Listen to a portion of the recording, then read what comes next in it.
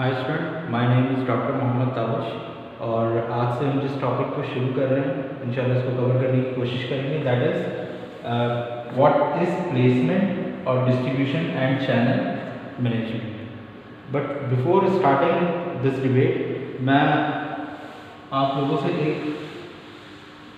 Question पूछना चाहता हूँ। So let me ask that question. All of you aware of this term marketing, then what's come into your mind whenever you listen this word marketing? 1 minute के लिए video pause करें और जो एक single word आपके mind में आता है मार्केटिंग को सुन के वो लिखें अपनी नोटबुक में। ठीक है, लेट मी गेस। 4 P's। जब भी आप मार्केटिंग सुनते हैं तो फौरन आपके माइंड में क्या आता है? 4 P's के बारे में आता है। या आपके माइंड में आता है creating value and capturing value. तो creating value and capturing value की थ्रो किसकी होती है? इन 4 P's। ये 4 P's होते क्या है हमारे पास? आप सबको पता है। प्रोडक्ट,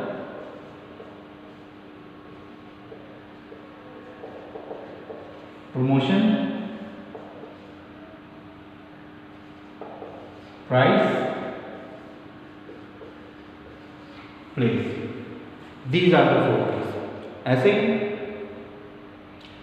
अच्छा, ये तो जी बड़ा सिंपल। अब let me ask another question.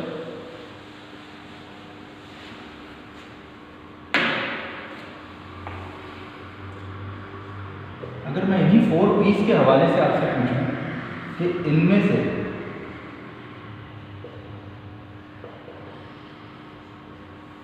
सबसे इंपॉर्टेंट, अभी हम उसकी डेफिनेशन में नहीं जा रहे कि प्रोडक्ट क्या होता है, प्रमोशन क्या होती है, प्राइस क्या होता है, प्लेस क्या होता है, क्योंकि वो आउट ऑफ द स्कोप है।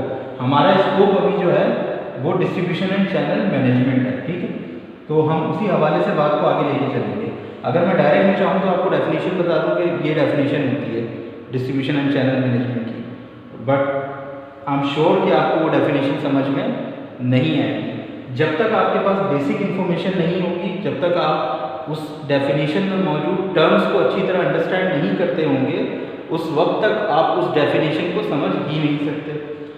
किसी भी डेफिनेशन को, चाहे डिस्ट्रीब्यूशन की डेफिनेशन हो या दुनिया में कोई सी भी डेफिनेशन हो, उसको समझने का एक ही तरीका है। वो ये है कि उस डेफिनेशन के अंदर जितनी टर्मिनोलॉजीज यूज़ हो रही हैं वो आपको पता हो और उन टर्मिनोलॉजीज का आपस में, ये T1 T2 वो 2 टर्मिनोलॉजीज हैं जो यूज़ हो रही है डेफिनेशन में। आपको पता होगा कि T1 क्या होता है, आपको पता होगा कि T2 क्या होता है, देन आपको पता होगा इनके दरमियान में क्या रिलेशनशिप है।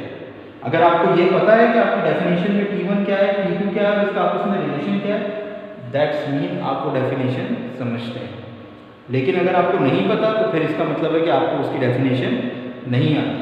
तो हम अभी क्या कर रहे हैं कि हम अभी अपने आप को इस काबिल कर रहे हैं कि हम इस T1 को समझ सकें, हम इस T2 को समझ सकें और फिर इसके दरमियान में आपस में क्या रिलेशन है उसको समझ सकें। तो उसके लिए हमें पहले थोड़ा सा उसका जो पस मंज़र है वो समझना होगा।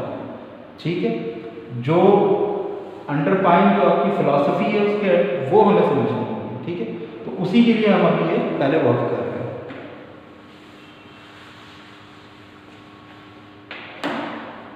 अच्छा, come to the point. 4 P's का मैं कह रहा था कि आप बताएं कि 4 P's में आपको क्या लगता है कि सबसे इंपॉर्टेंट P कौन सा है और सबसे नेगलेक्टेड P कौन सा है। अब मैं फिर ये कहूँगा कि 1 मिनट के लिए वीडियो रोकें और अपनी नोटबुक में यहाँ लिखें।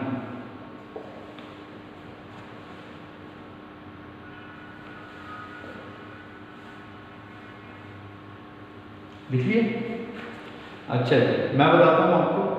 देखिए मज़े की बात, जो सबसे इंपॉर्टेंट P है वही सबसे नेगलेक्टेड P है, एंड दैट इज प्लेस, या हम इसे क्या कहते हैं?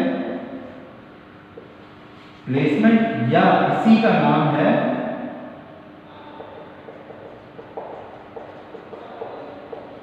डिस्ट्रीब्यूशन एंड चैनल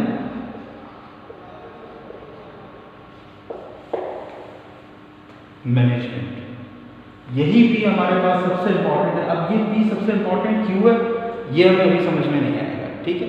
ये जो हम थ्रू आउट अपने लेक्चर्स लेते जाएंगे तो आपको अंदाज़ा होगा कि इस पी की क्या इंपॉर्टेंस होती है।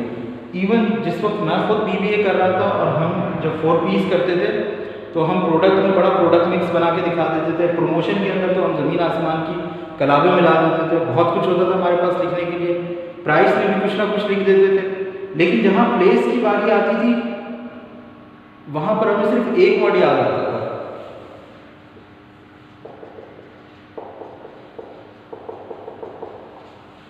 अवेलेबिलिटी, ठीक है। और इससे ज़्यादा कुछ खास हम लिख नहीं पाते थे। लेकिन अगर अभी मैं आपसे कहूँ ये बात अभी आपको समझ में नहीं आएगी, लेकिन जब आप लेक्चर्स देते रहेंगे तो फिर इंशाल्लाह आपको समझ में आ जाएगी कि ये जो पी है आपका, ये सबसे मैंने इसे क्यों कहा है कि ये टॉप मोस्ट इम्पॉर्टेंट पी है। तो ये लेक्चर्स जब आप लेंगे आहिस्ता आहिस्ता तो फिर अभी आपको समझ में होगी, अभी ये क्लियर नहीं होगा। लेकिन मैं अभी आप इसको ऐसे ही समझ लें जैसे मैं आपको समझा रहा हूँ कि ये सबसे इम्पॉर्टेंट है, लेकिन यही सबसे ज़्यादा नेगलेक्टेड पी है। जो हमारे पास बीबीए और एमबीए में करने के बाद जो बच्चों में एक बेरोज़गारी का सैलाब है वो इसी वजह से है कि आप सही से मार्केट को समझ नहीं पाते हो, सही से अंडरस्टैंड नहीं कर पाते हो, और फिर जब आप मार्केट में जाते हो तो मार्केट के लिए कारआमद नहीं होते हो, ठीक है। तो जिसने असल जो साइंस है ना वो सारी की सारी यहाँ प्लेस के अंदर है। जी हाँ, साइंस है, ठीक है। अभी जब हम इसको पढ़ेंगे तो आपको आहिस्ता आहिस्ता अंदाज़ा होगा कि ये इतना आसान नहीं है। इसके अंदर इकोनॉमिक्स भी आएगी, इसके अंदर कॉस्ट अकाउंटिंग भी आएगी, इसके अंदर मैथ्स भी आएगी, ठीक है। तो इसके अंदर काफ़ी सारे कैलकुलेशंस आने वाले हैं। अच्छा, अब let me ask another question. 4 piece के हवाले से तो मैंने आपसे पूछ लिया। अच्छा, मैं अगर आपसे कहूँ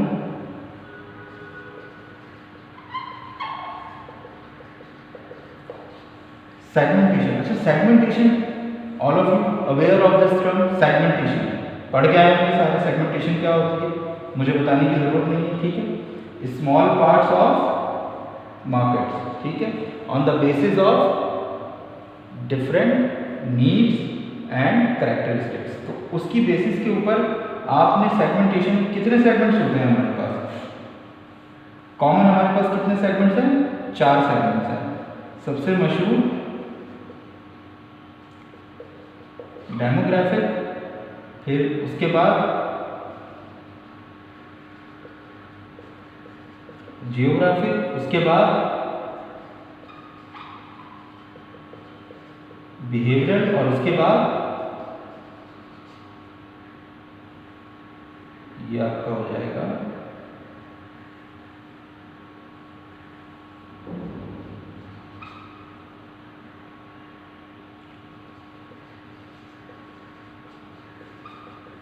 साइकोग्राफिक, ठीक है। ये आपके 4 हो गए।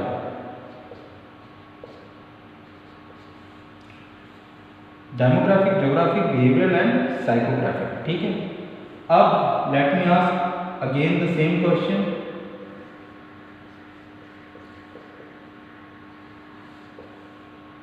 Important and neglected,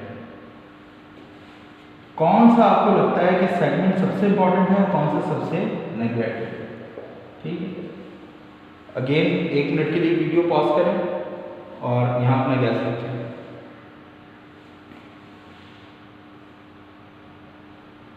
I'm sure लिख लिया होगा आपने, let me show you.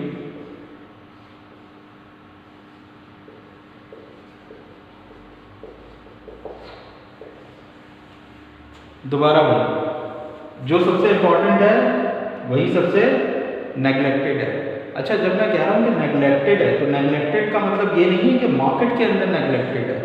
Market के अंदर बिल्कुल भी नेग्लेक्टेड नहीं है, मार्केट के अंदर तो बहुत इंपॉर्टेंट है, इसीलिए तो इंपॉर्टेंट आ रहा है। लेकिन जिस वक्त हम डिग्री ले रहे होते हैं, जिस वक्त हम पढ़ रहे होते हैं, उस वक्त ये बेचारा मासूम कहीं नज़र नहीं आता है, उस वक्त हम इसके ऊपर बात नहीं करते, ठीक है। तो हमने जो एक क्वेश्चन उठाया कि व्हाट इज प्लेसमेंट, तो हम अब इसको यहाँ पर हाईलाइट करेंगे, ठीक है। अच्छा, आपको अब कुछ सिमिलरिटी कुछ नज़र आ रही है यहाँ पर, ये देखें, कुछ आपको ज्योग्राफिक और प्लेसमेंट के अंदर सिमिलरिटी नजर आ रही है? ठीक है, यहाँ तक बात हमें समझ में आ गई कि ये चीज़ हमसे नेगलेक्ट हो रही थी।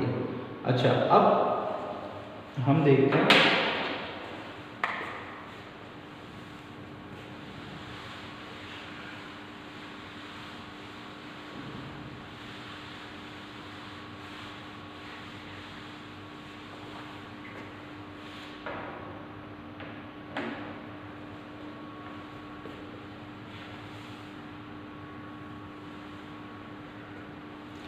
अच्छा जी, अब अवेलेबिलिटी क्यों ज़रूरी है, अब इसके ऊपर आते हैं।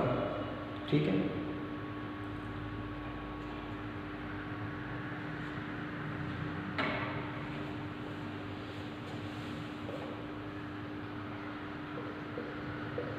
ये एक और टर्म आ गई, मार्केटिंग तो हम समझ ही नहीं सकते जब तक हम कंज्यूमर बिहेवियर को ना समझें। ठीक है, अब कंज्यूमर बिहेवियर क्या कहता है देखेंगे आप। अब हमारे पास फॉर एग्जांपल